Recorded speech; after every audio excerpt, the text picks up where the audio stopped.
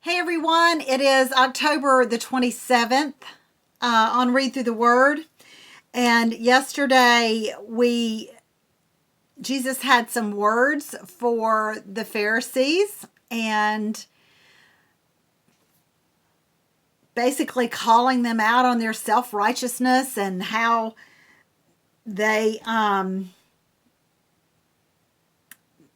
thought they were all that, snipers and broods and snakes and sons of snipers, and oh my goodness, he had some words for them. And then today, in today's reading, he predicts the future.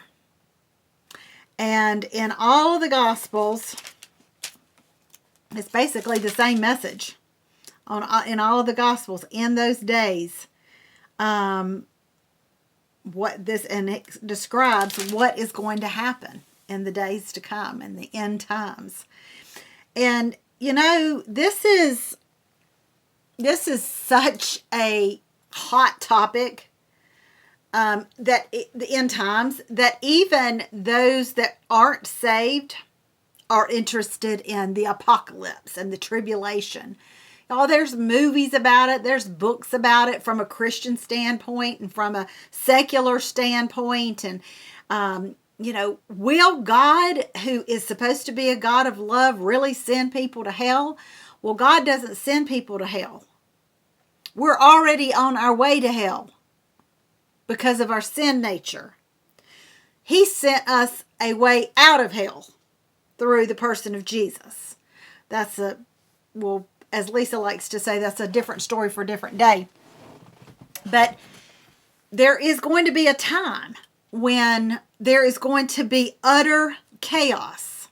In fact, what Jesus is telling about the future is depicted in Revelation 6, Revelation 8 and 9, and Revelation 15 through 18. And I wish I could say that this was a topic of interest in just the current day, but it's not. It has been around, the discussion of this has been around for decades.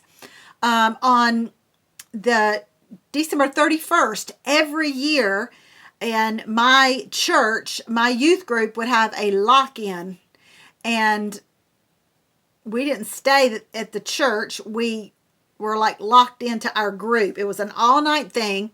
We gathered at the church and we had a meal, probably pizza or something kids eat, sloppy joes.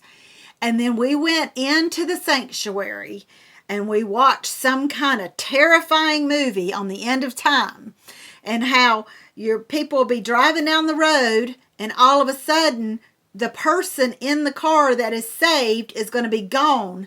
So there are car wrecks everywhere. There are airplanes crashing.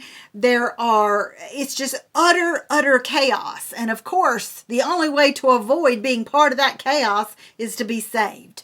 And they give an altar call and people go down and get saved again and again and make sure they're saved. And by the way, this is an open event. So we bring people in that aren't saved. Well, then after we have all of this emotion, we go to the roller skating rink for a few hours, and then we go to the bowling alley for a few hours, and then we come back to the church and we have breakfast, and then we go home and we sleep all day. But that's how I lived my youth from 7th or 8th grade all the way up until I was a senior in high school. They scared us to death. But the reality is there will be utter chaos. There will be the gnashing of teeth. People will be screaming and hollering and not knowing what is going on. Revelation, in fact, there's a great sermon series that my pastor preached. And if you're interested, go to Central Church nc.org, and you can go to watch and listen. And he did a sermon series called Seals and it has two S's. But it was in the summer, and it was on Wednesday nights. So you can go through if you're interested in studying Revelation. I know we're not there yet, but if you're interested in end times, he did a great job on that. But here's the thing. He tells them, speaking to his disciples, he tells them when all this happens, he says, don't panic. I love that. Let's see where that is in Mark 13. Don't let anyone mislead you, for many of them will come in my name, claiming I am Messiah. They will deceive many, and you will hear of wars and threats of wars, but don't panic.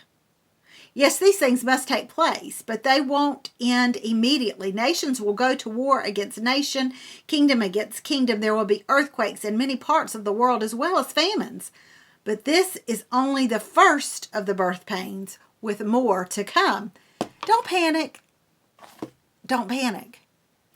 And I believe that is where those who are saved, where we can find our peace and our rest in the chaos. Are we in the end times? We're in the end times more than we ever were before. Are we in what the Bible refers to as end times? I don't know. But when we get to Paul's letters and more description of the end times, I believe that we are in them.